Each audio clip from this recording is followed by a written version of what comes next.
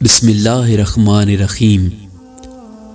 حضرت حسن بصری رحمۃ اللہ علیہ کہتے ہیں کہ ایک مرتبہ ایک سائل نے مسجد میں آ کر سوال کیا، مگر کسی نے اس کی بات پر کچھ دھیان نہیں دیا اور اسے بھوکا ہی رہ جانا پڑا۔ یہ سائل واقعی کئی دن سے سخت بھوکا تھا اور جب کسی طرح اس سے برداشت نہیں ہو سکا تو دستے سوال دراز کرنے کے لیے مجبور ہوا تھا۔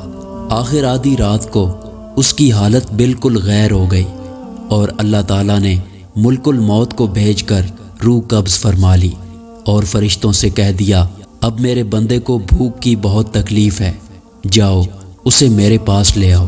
چنانچہ صبح کو جب مؤذن مسجد کے اندر داخل ہوا تو اسے مردہ پایا۔ مؤذن لاش کو دیکھتے ہی گھبرا گیا اور پہچانتے ہوئے کہ یہ تو اسی رات والے سائل کی لاش ہے، محلے کے لوگوں کو اطلاع دی اور وہ چندہ اکٹھا کرنے میں مشغول ہو گئے۔ ابھی اس کی میت مسجد کے اندر ویسے ہی پڑی ہوئی تھی، لیکن تجہیز و تکفین کی غرض سے جب لوگ اسے اندر سے باہر لانے کے لیے گئے تو یہ دیکھ کر سب حیران رہ گئے کہ محراب میں ایک پرچے کے ساتھ اس کا کفن بھی سلا سلایا رکھا ہوا ہے اور پرچے پر یہ لکھا ہوا تھا کہ تم لوگ بڑے بدبخت اور کمینے ہو، تمہارا دیا ہوا کفن ہم اپنے کسی دوست کے لیے ہرگز قبول نہیں کر سکتے۔